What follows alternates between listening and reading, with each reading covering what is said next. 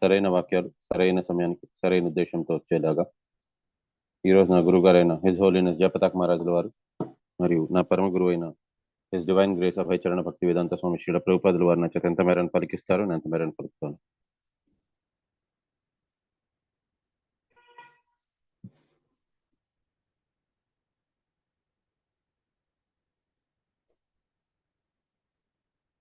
ఓం అజ్ఞానతిమిరంధస్య జ్ఞానాంజనశలాకయ చక్షుర్నిడితం येन తస్మై శ్రీ గురవే నమః. శ్రీ చైతన్య మనోభీష్టం స్థాపితమైన భూతల స్వయం రూప సదా మహం దదాతి సుఖదాంతికం. హే కృష్ణ కరుణా సింధు దీన బంధు జగత్పతే గోపేష్ గోపికాంత రాధా కాంత నమస్తే తప్త కాంచన గౌరంగి రాధే వృందావనేశ్వరి వృషభానుసుతే దేవి ప్రణమామి హరిప్రియ. వాంఛాకల్పతరుభ్యశ్చ కృపా సింధుభ్య ఏవ చ పతితానాం పావనేభ్యో వైష్ణవేభ్యో నమో నమః. నమః ఓం విష్ణుపాదాయ కృష్ణ ప్రేష్ఠాయ భూతలే శ్రీమతే జయపతాక స్వామిన్ ఇతి నామిని. నమో ఆచార్యపాదాయ నితాయ కృపప్రదాయినే గౌరకథ దామదాయ నగర గ్రామతారిణి. నమః ఓం విష్ణుపాదాయ కృష్ణ ప్రేష్ఠాయ భూతలే శ్రీమతే భక్తి వేదాంత స్వామి నితి నామిని. నమస్తే సరస్వతి దేవే గౌరవాణి ప్రచారిణి నిర్విశేష శూన్యవాది పాశ్చాత్య దేశతారిణి. శ్రీకృష్ణ చైతన్య ప్రభు నిత్యానంద శ్రీ అద్వైత గదాధర్ శ్రీవాస్ అది గౌర భక్త వృంద. హరే కృష్ణ కృష్ణ కృష్ణ హరి హరి హరే రామ రామ రామ హరి హరి.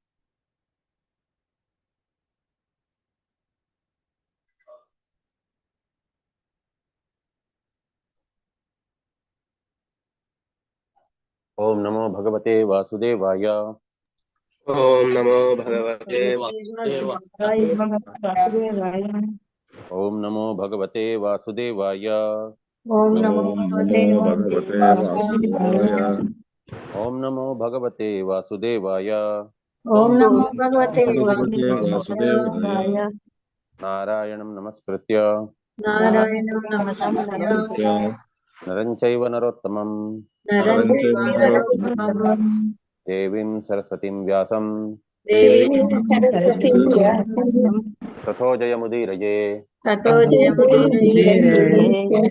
నష్టప్రాయేషు అభద్రేషు నిత్యం భాగవత సేవయా భగవతే ఉత్తమ శ్లోకే భక్తిర్భవతి నైష్ఠికీ. మూడవ స్కందం 21వ అధ్యాయం 35వ శ్లోకం.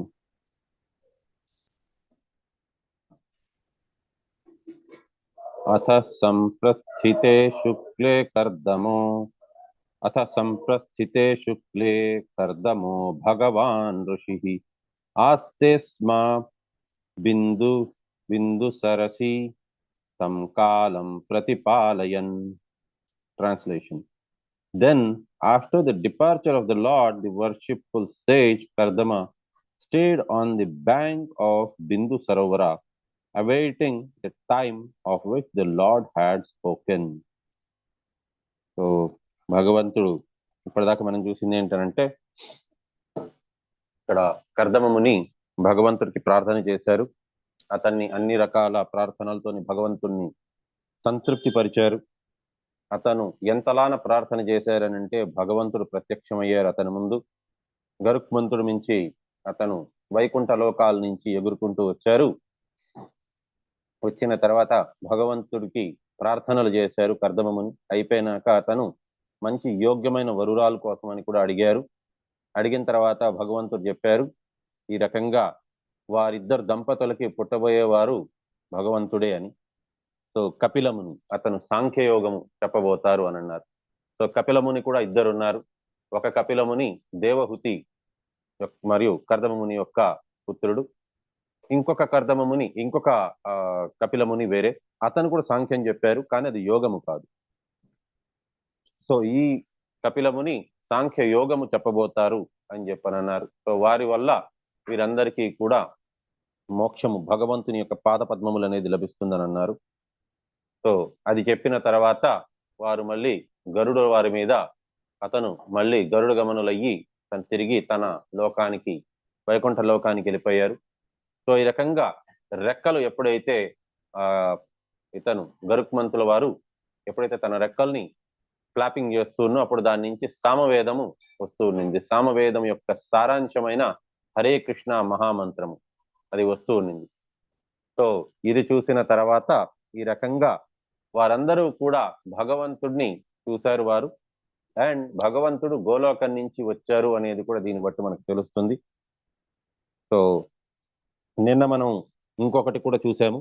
ఏంటి అని అంటే 3 రకాల ఇది, అది ఎవరికి గుర్తున్నది? 3 రకాల అవతారాలు.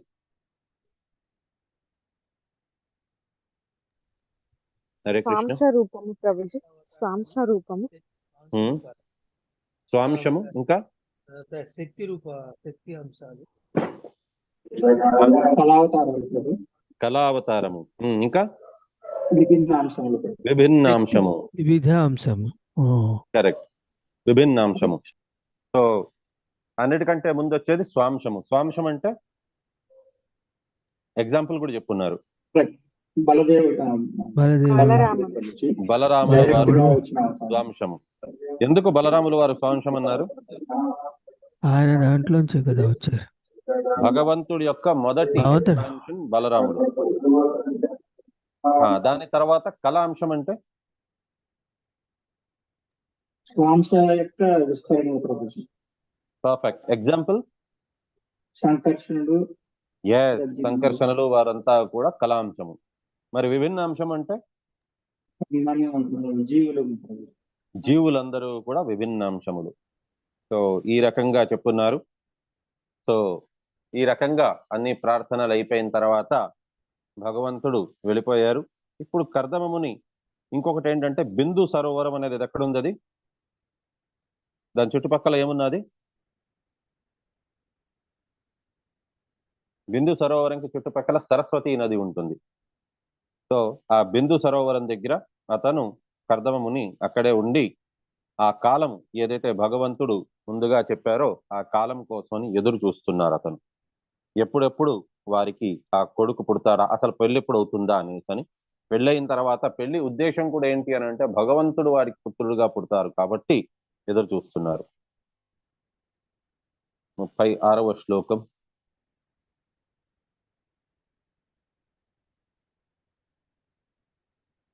మను యనందమథస్మస్థాయ శాత కౌమభ పరచ్ఛదం ఆరోప్య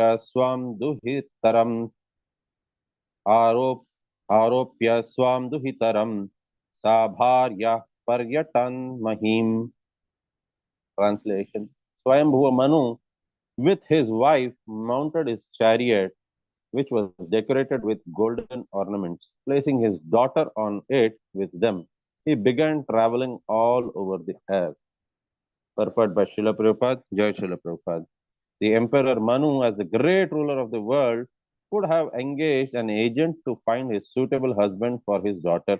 But because he loved her just as a father should, he himself left his estate on a golden chariot with only his wife to find her a suitable husband. So స్వయంభువ మను ఇప్పుడు భగవంతుడు చెప్పినట్టుగా స్వయంభువ మను తన కూతురు కోసమని ఆయన వెతకసాగారు, ఒక తగిన వరుడు కోసమని. ఇప్పుడు ఐ థింక్ 37వ శ్లోకం మీరు ఇంకా చెప్పలేదు కదా ప్రభుజీ? శ్లోకం అయిపోయింది ప్రభుజీ, అనువాదము ఇది మీనింగ్స్ చెప్పాలి. ఓకే, 37వ శ్లోకము. కృష్ణ ప్రభుజీ. హరే కృష్ణ. ప్రభుజీ హరే కృష్ణ. ఓం నమో భగవతే వాసుదేవాయ. తస్మిన్ సుధన్వన్ ఓ గొప్ప విలుకాడుడగు విదురా.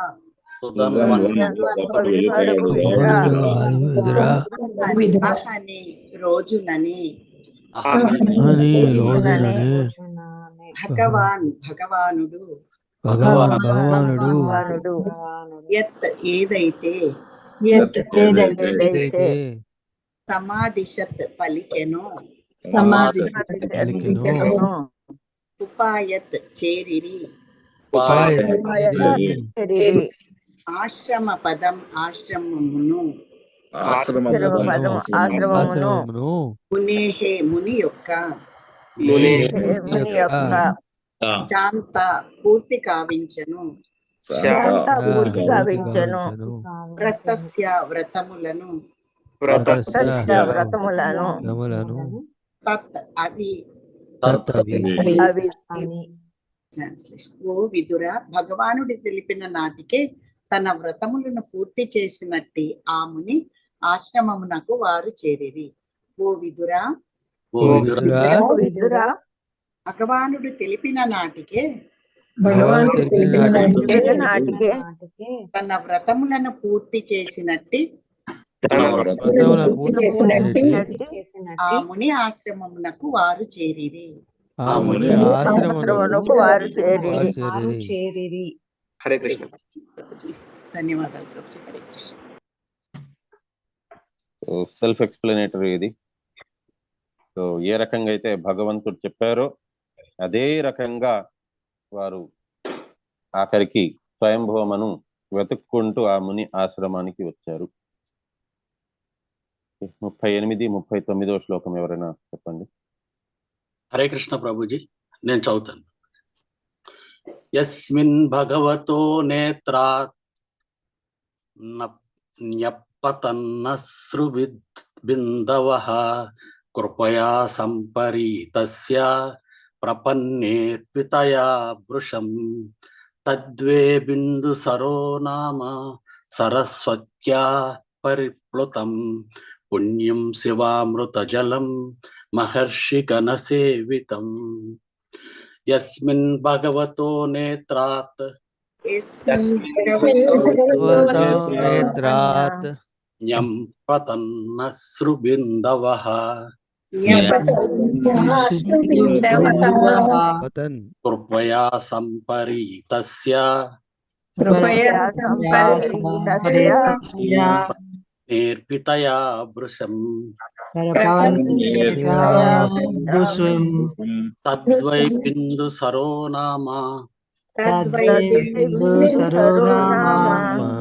సర్వత్యా పరిప్లుతం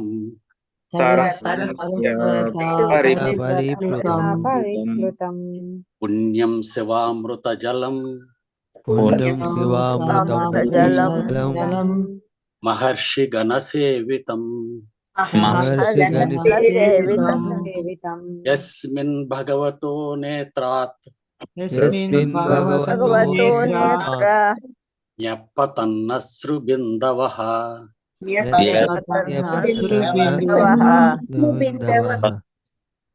కృపయా సంపరీతస్య ప్రపన్నేర్పితయా వృషం తద్వే బిందు సరో నామ సర్వస్యాత్యా పరిప్లుతం పుణ్యం శివామృత జలం మహర్షి గణ సేవితం. యస్మిన్ భగవతో నేత్రాత్ న్యపతన్నశ్రుబిందవః కృపయా పరితస్య పన్నేర్పితయా వృషం తద్వై బిందు సరో నామ సర్వస్యత్యా పరిప్లుతం పుణ్యం శివామృత జలం మహర్షి గణ సేవితం. హరే కృష్ణ ప్రభుజీ, ధన్యవాదాలు. భాస్కర్ ప్రభుజీ. హరే కృష్ణ. హరే కృష్ణ ప్రభుజీ. యస్మిన్ ఏదైతే భగవానుని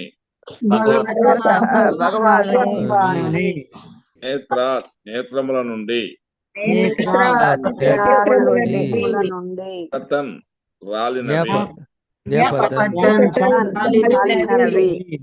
అశ్రుబిందవః ఆశ్రుబిందువులు కృపయా కరుణతో పరితస్య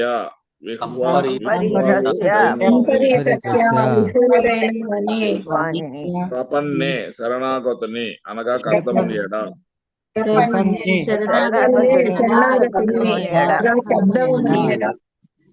అర్పితాయ అర్పించిన వృసం అమితముగా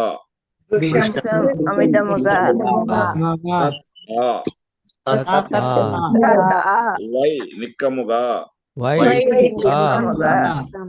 బిందు సరహ ఆశ్ర సరస్సు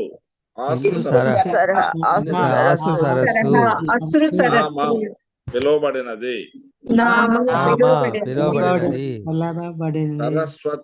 సరస్వతి నదిచే పరిపూతం నిండియుండు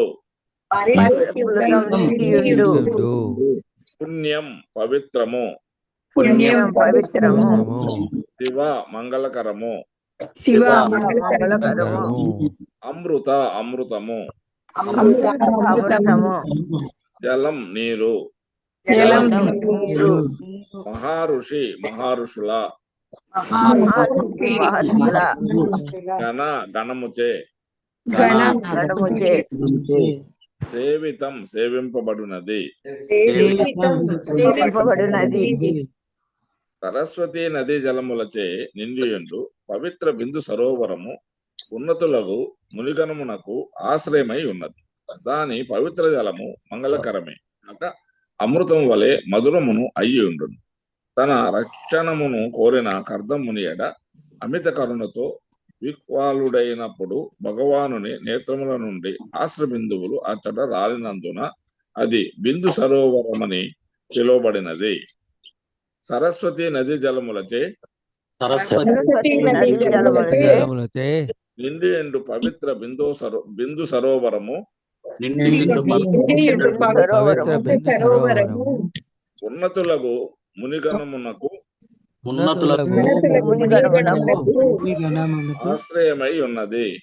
ఆశ్రయమై ఉన్నది. దాని పవిత్ర జలము మంగళకరమే గాక అమృతం వలె మధురమును అయ్యుండును. తన రక్షణమును కోరిన కర్దమముని ఎడ కరుణతో విహ్వలుడైనప్పుడు భగవానుని నేత్రముల నుండి బిందువులు అచ్చట రాలినందున అది బిందు సరోవరమని పిలువబడినది. హరే కృష్ణ. మాతాజీ హరే కృష్ణ. భాష్యము బై శ్రీల ప్రభుపాదుల వారికి జై. భగవాను నిర్హేతుక కరుణను బడయుటకై కర్ధముడు తీవ్ర తపస్సును ఆచరించను. దేవదేవుడు అచ్చుటకు అరుదించి ముని ఎడ ఎంతటి కరుణాపూర్ణుడయ్యనగా అతని కన్నుల నుండి ఆనంద బాష్పములు రాలినవి. అవి ఏ బిందు సరోవరమయ్యను. కనుకనే అది మహర్షులకు విద్వాంసులకు ఆరాధనీయమైనది. పరతత్వమును గూర్చిన తత్వము ప్రకారము భగవానుడు మరియు భగవానుని అశ్రువులు అభిన్న మగుటయే అందులకు కారణము.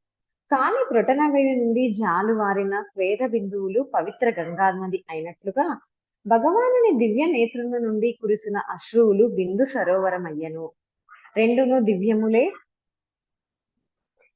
దివ్యములై ఉండి మహర్షులచే విద్వాంసులచే అర్చనీయమైనవి. బిందు సరోవర జలము ఇచ్చట శివామృత జలము అని వర్ణింపబడినది. శివము అనగా బాగు చేయున్నది అని భావము. బిందు సరోవర జలమును త్రాగిన వారెవరైనను సమస్త రోగముల నుండి బడయగలరు. అదే విధముగా గంగా జలమునందు స్నానమాడిన వారెవరైనను సమస్త భౌతిక రోగముల నుండి ఉపశమనమును నందగలరు. ఈ విషయమును గొప్ప విద్వాంసులు ప్రామాణికులే అంగీకరించి ఉండిరి.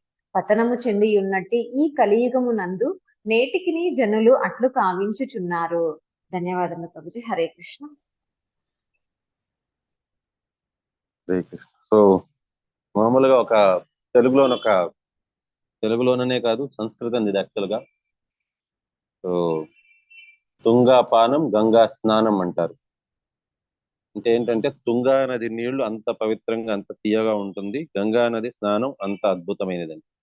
కానీ యాక్చువల్ గా భాగవతం ప్రకారంగా ఇక్కడ చెప్పున్నారు అది తుంగా నీళ్లు కాదు, బిందు సరోవరం నీళ్లు. ఎందుకనంటే భౌతికంగా రుచి గురించి కాదు, మన పాపాలన్నిటి నుంచి విముక్తి చేసేది అది ఇంపార్టెంట్. గంగా నదిలో స్నానం ఆచరించిన దాని వల్ల ఎవరు ఎన్ని పాపాలు చేసుకున్నా, అంటే ఊరికనే వెళ్ళి గంగా నదిలో ఏదో స్నానం చేయాలి అనే ఉద్దేశంతో స్నానం చేసి సబ్బు రాసుకొని ఆ రకంగా చేస్తే వాళ్ళ పాపాలు వదలవు కదా, సరే కదా, వారికి ఇంకా కొత్త పాపాలు చుట్టుకుంటాయి. గంగా నదిలో స్నానం ఆచరించేదానికి, లేక రాధాకుండలో స్నానం ఆచరించేదానికి, లేకపోయిందా ఇటువంటి పుణ్య స్థలాల్లోని స్నానం ఆచరించేదానికైనా, లేకపోయిందా వాటి నీరు తాగాలన్నా సరే కూడా దానికి ఒక పద్ధతి ఉన్నది. సాష్టాంగ దండవత్ ప్రణామాలు ముందు చేయాలి, వారిని తలుచుకొని వారికి నమస్కారాలు పెట్టుకోవాలి, భగవంతుడికి నమస్కారాలు పెట్టుకోవాలి. వారు ఇప్పుడు గంగా నది అయినా, రాధాకుండ అయినా, లేక ఈ బిందు సరోవరమైనా ఎవరైనా సరే కూడా భగవంతుడి పట్ల భక్తిని తీసుకురాగలచాలి. ఇప్పుడు మామూలుగా ఏదైనా ఒక పూజ చేసే ముందు సంకల్పం అనేది చేసుకుంటారు, భౌతికంగా చేసుకోవాలనుకునేవారు.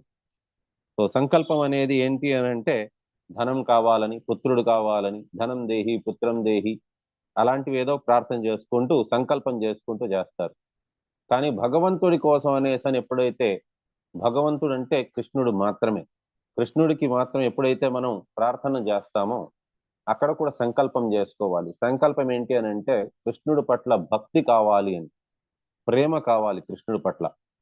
సో దేవాది దేవుడైన శ్రీకృష్ణుడి పట్ల భక్తి ప్రేమ కావాలి అనే సంకల్పం తీసుకొని వీరిని సహాయం కోరుతాం. యమునా నదిని, గంగా నదిని. సో ఆల్రెడీ నేను ఇంతకుముందే చెప్పాను, బృందావన్కి వెళ్ళినప్పుడు 5గురికి మనం నమస్కారం పెట్టాలి. సో మొట్టమొదటిది ఏది, ఎవరికి గుర్తున్నది? హరే కృష్ణ. అక్కడ దిగంగానే నేలకు ప్రభుజీ. ఎస్, అక్కడ రజ్ మట్టికి ముందు బృందావన్ యొక్క మట్టికి నమస్కారం పెట్టుకోవాలి. Yes, next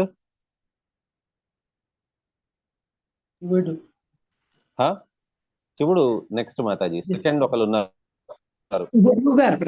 Hare Krishna Mataji. చెట్లకు ఆమె కుంజ బిహారీ అని అంటారు భగవంతుని, కృష్ణుడిని అక్కడ కుంజ బిహారీ అని అంటారంటే మొక్కలు వృక్షాలు. సో సెకండ్ అక్కడ బృందావన్ యొక్క మొక్కలు వృక్షాలు, వాటికి నమస్కారం పెట్టుకోవాలి. ఆకులు కానీ ఏవి తెంపడం అలాంటివి చేయకూడదు, వాటికి నమస్కారం పెట్టుకోవాలి. ఎండిపోయిన ఆకులు ఏదైనా కిందన పడున్నదంటే వాటిని ఏరుకొని పెట్టుకోవచ్చు, బట్ నమస్కారం పెట్టుకోవాలి. సెకండ్ మొక్కలకి కానీ వృక్షాలకి కానీ. అక్కడ థర్డ్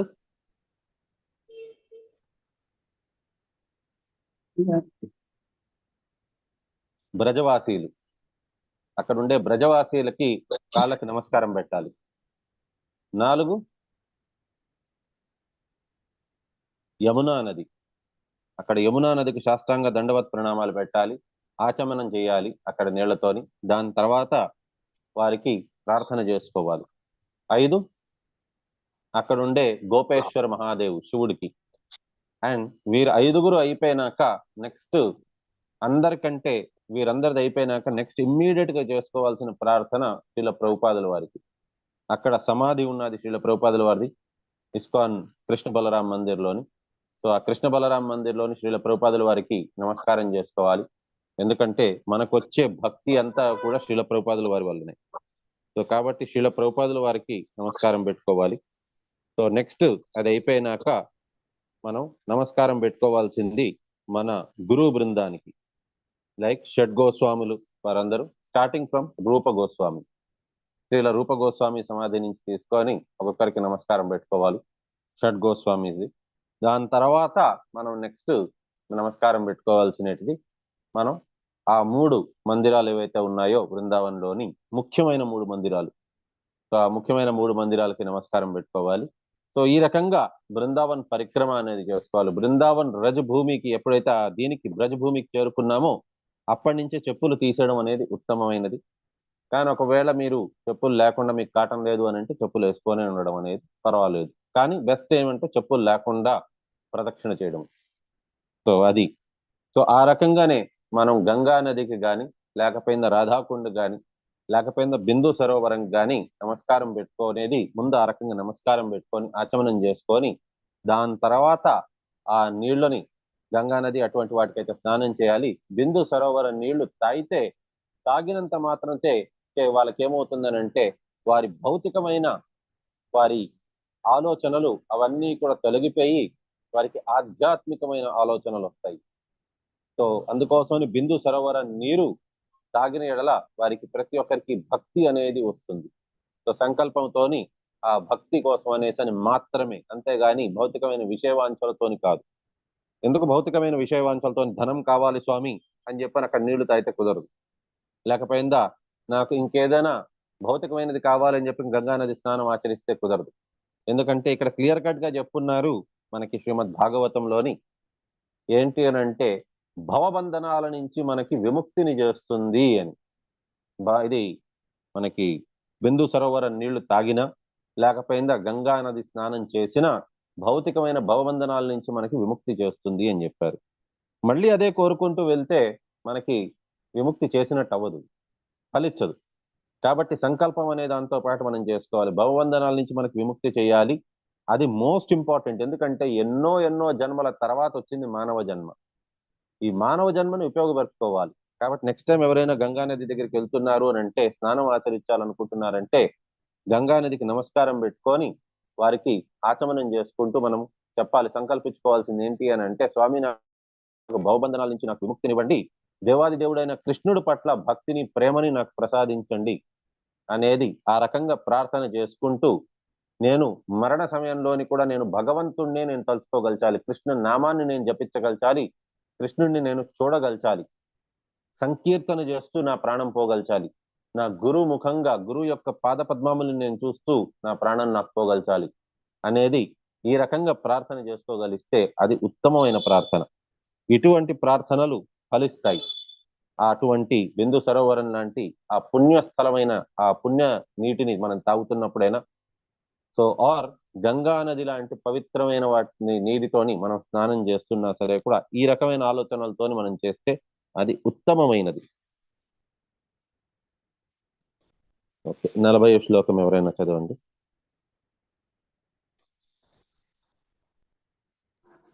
అరుణాయి మాతాజీ చెప్తారా? శ్రీమాతాజీ. హరే కృష్ణ ప్రభుజీ. పుణ్యద్రుమల తాజాలైః కూర్జత్పుణ్యమృగద్విజైః సర్వార్థఫల పుష్పాజ్యం వనరాజిశ్రియాన్వితం. పుణ్యద్రుమల తాజాలైః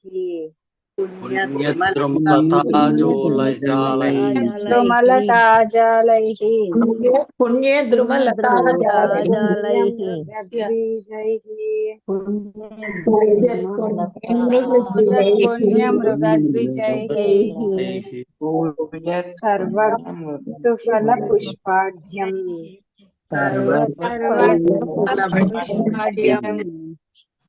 వనరాజిశ్రియాన్వితం.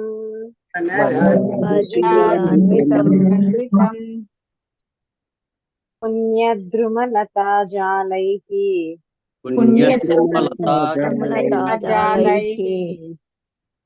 కూజత్పుణ్యమృగద్విషైః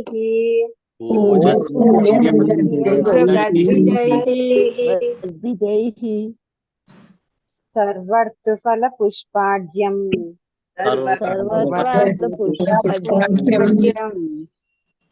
వనరాజిశ్రియాన్వితం.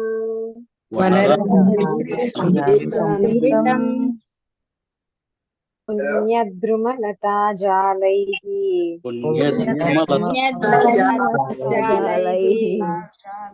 కూజత్పుణ్యమృగద్విజైః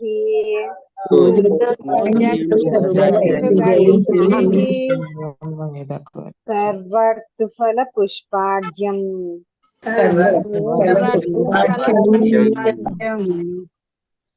వనరాజిశ్రియాన్వితం.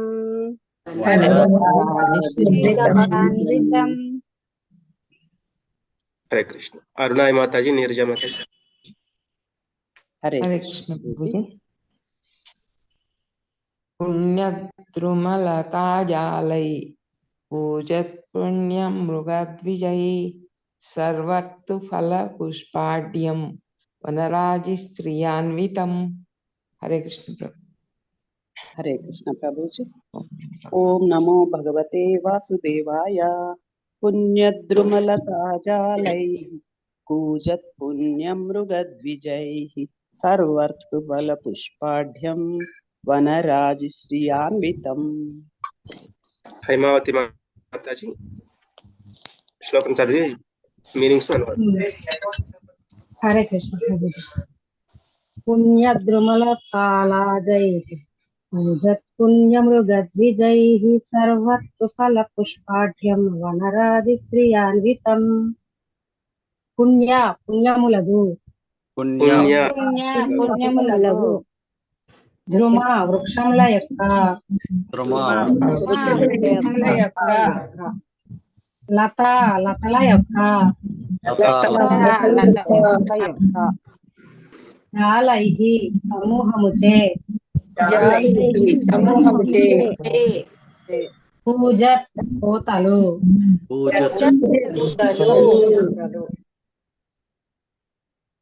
పుణ్యములగు మృగములు ద్విజైహి పక్షులచే సర్వ అన్ని ఋతువులందు ఫలములను పుష్పములను ఆఢ్యం నిండి ఉండి వనరాజి వృక్ష సమూహపు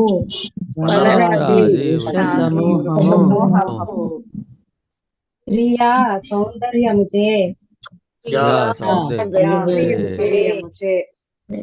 అన్వితం అలంకృతమై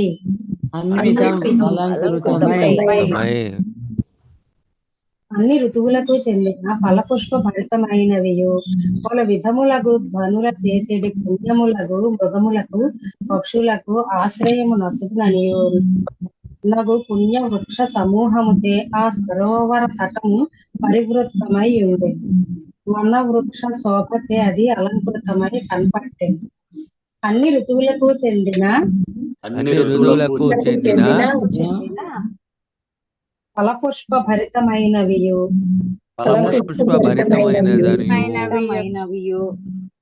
పలు విధములకు ధ్వనులు చేసేది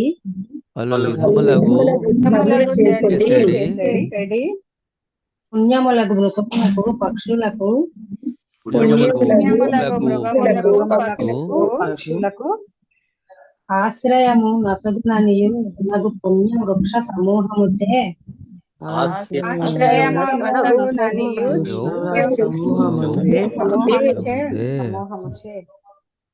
ఆ సరోవర తటము పరివృత్తమై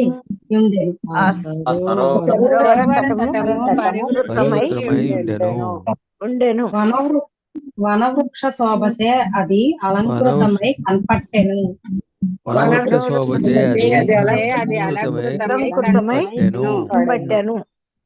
హరే కృష్ణ ప్రేమించి ధన్యవాదాలు. శ్రీలత మాతాజీ భాష్యం.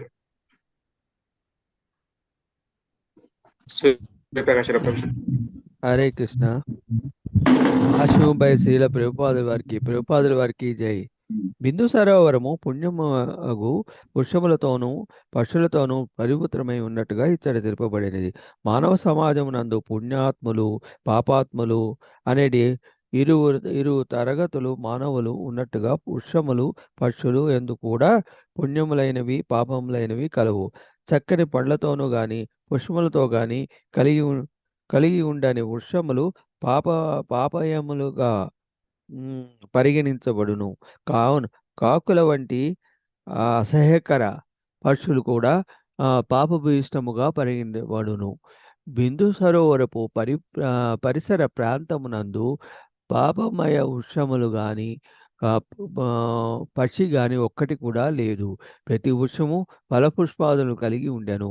ప్రతి పక్షియు హరే కృష్ణ కృష్ణ కృష్ణ హరే హరే, హరే రామ రామ రామ హరే హరే అనేది శ్రీకృష్ణనామంచే గానము చేయుచుండెను. హరే కృష్ణ ప్రభుజీ, ధన్యవాదాలు. Very good. సో ఇంకొక చిన్న రిక్వెస్ట్ ఏమంటే, ఎక్కడెక్కడైతే ఎవరైనా హరే కృష్ణ మహామంత్రం చెప్తున్నారంటే హరే కృష్ణ కృష్ణ కృష్ణ హరి హరి, హరే రామ రామ రామ హరి హరి అని దయచేసి మిగతా వారు కూడా అన్మ్యూట్ చేసుకొని కేవలం ఆ శ్లోకం దాకా, మహామంత్రం దాకా మీరందరూ కూడా వారితో పాటు చెప్పారు అని అంటే అది సంకీర్తన యజ్ఞం అవుతుంది. అది ఎలాగో చెప్తున్నారు, మిగతా వారు కూడా అన్మ్యూట్ చేసుకొని చెప్పారంటే అది సంకీర్తన యజ్ఞం అయిపోతుంది. అయిపోయినాక మళ్ళీ మ్యూట్ చేసేసుకుంటే బెస్ట్. ఓకే, సో ఇక్కడ బిందు సరోవరం ఎంత పుణ్యమైనది అనే దాని గురించి చెప్తున్నారు. భగవంతుడికి సంబంధించింది ప్రతిదీ కూడా అద్భుతమైనది, పుణ్యమైనది.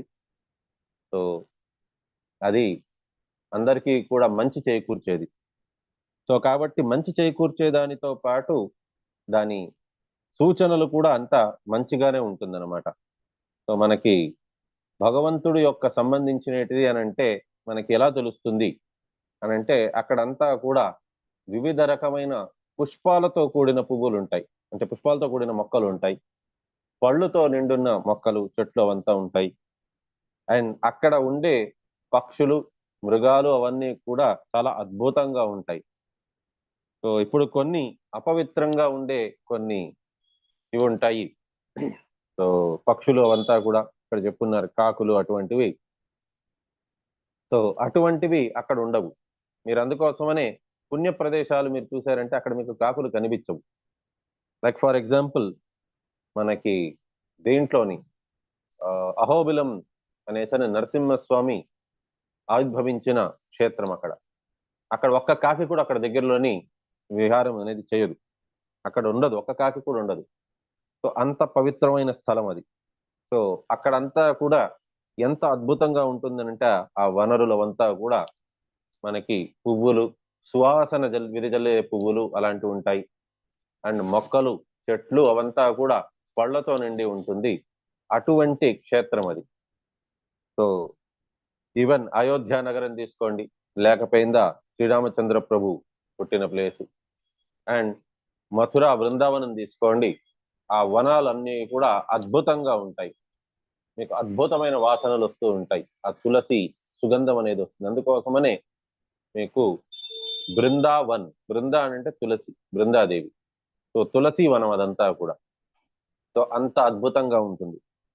సో ఇక్కడ కూడా ఏంటి అని అంటే ఈ బిందు సరోవరం చుట్టుపక్కల కూడా మీకేంటి అని అంటే ఎటువంటి జంతువులు, ఆవులు, అటువంటి పుణ్యమైన జంతువులు, పుణ్యమైనవి జంతువు అని కూడా అనకూడదు యాక్చువల్గా, ఆవు అని అంటే తల్లి. సో ఆవులు అటువంటివి మనకు కనిపిస్తాయి. దాకపోయిందా చాలా అద్భుతమైన పక్షులు, అండ్ పళ్ళుతో నిండి ఉన్న చెట్లు, అండ్ పుష్పాలతో నిండి ఉన్న మొక్కలు అవంతా కూడా సువాసనను వెదజల్లుతూ ఉంటాయి. దాన్ని బట్టే మనకు అర్థమైపోతుంది ఇది భగవంతుడికి సంబంధించినది అని. సో ఈ రకంగా ఆ బిందు సరోవరం చుట్టుపక్కల ఆ రకంగా ఉన్నది, చాలా అద్భుతంగా ఉన్నది అని అంటున్నారు. So there was not even a single impious bird or tree. Every tree bore fruits and flowers, and every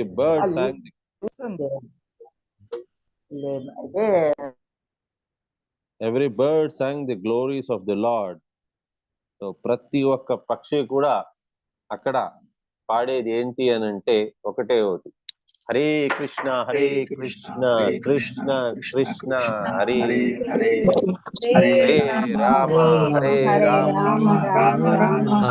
Hare. ఎంత అద్భుతంగా అనిపిస్తుంది చూడండి. మనం అందరం కూడా కలిసి కట్టుగా అందరూ కీర్తన చేస్తూ ఉంటే అది సంకీర్తన అవుతుంది. అది తెలిసో తెలియకుండానో అందరూ కూడా దాన్ని పాడుతూ ఉన్న దానివల్ల మీరు ఎలాగో పాడుతున్నారు, మీకందరికీ ఆ పుణ్యం లభిస్తుంది. And at the same time మీరు అది గట్టిగా చెప్పిన దాని వల్ల చుట్టుపక్కల ఎన్ని క్రిమి కీటకాలు ఉంటాయి వాటన్నిటికీ కూడా మోక్షం అనేది లభించే మోక్షం కాదు, అట్లీస్ట్ మానవ జన్మ వచ్చే అవకాశం ఉన్నది. మీ ఇంటి చుట్టుపక్కల ఎవరైతే వింటారో మనుషులు, వారందరూ కనీసం భక్తులయ్యే అవకాశం ఉన్నది. వాళ్ళకి కూడా తెలుసో తెలియకుండా వారు భక్తి మార్గంలోకి వచ్చిన వారు అవుతారు. అండ్ వారందరికీ కారణం ఎవరు అని అంటే మీరు. మీ వల్ల వారికి భక్తి వచ్చే అవకాశం ఉంది. ఇది ఈ లోకం నుంచి వచ్చినది కాదు. ఇది హరే కృష్ణ మహామంత్రం. మంత్రము అనేది ప్రతి ఒక్కటి కూడా ఈ లోకం నుంచి వచ్చినది కాదు. ఈ లోకం నుంచి వచ్చినది కేవలం చెత్త మాత్రమే. అది ఉన్నత లోకాల నుంచి వచ్చేటిది మాత్రమే దాన్ని మంత్రము అని అంటారు. అది మనని ఉన్నత లోకాలకు తీసుకెళ్లే దానికోసమని వచ్చేటిది, ఉన్నత లోకాల నుంచి వచ్చేటిది మంత్రం. అండ్ అన్నిటికంటే ఉన్నత లోకం ఏది అని అంటే గోలోకం. అక్కడి నుంచి వచ్చేటి దాన్ని అందుకోసమనే మహామంత్రము అని అంటారు. సో మనకి హరి లోకము నుంచి, సో మనకి దీంట్లోని బ్రహ్మ సంహితాలో చెప్పున్నారు ఏంటి అని అంటే అన్నిటికంటే పైన ఉండేది గోలోకము. గోలోకనాంని నిజధాంని తలేచ తస్య దేవి మహేష హరి ధామ్నేషు తేషు తేతే ప్రభావ నిచయ విహితశ్చయేన గోవిందమాది పురుషం తమహం భయామి. సో దేవీ లోకము, దాని తర్వాత మహేష లోకము, దాని తర్వాత హరిలోకము అంటే వైకుంఠము. సో అవన్నిటి దాటుకొని వెళ్తే వైకుంఠ లోకం. సో ఆ వైకుంఠ లోకము నుంచి అంటే గోలోకం నుంచి వచ్చేటిది ఇది మనకేది అని అంటే హరే కృష్ణ మహామంత్రం. కాబట్టి ఈ రకంగా అక్కడ పక్షులు అవన్నీ కూడా ఈ అద్భుతంగా అది పాడుతున్నాయని చెప్పనన్నారు. సో మనం ఇక్కడితో విరామం తీసుకుందాం. రేపు 41వ శ్లోకం నుంచి చూద్దాం. వంచాకల్పతరుభ్యశ్చ కృపా సింధుభ్య ఏవ చ పతితానాం పావనేభ్యో వైష్ణవేభ్యో నమో నమః. అనంతకోటి వైష్ణవ బృందకి జయ. నమాచార్య శిల హరిదాస్ ఠాకూర్. అందరికీ హరే కృష్ణ.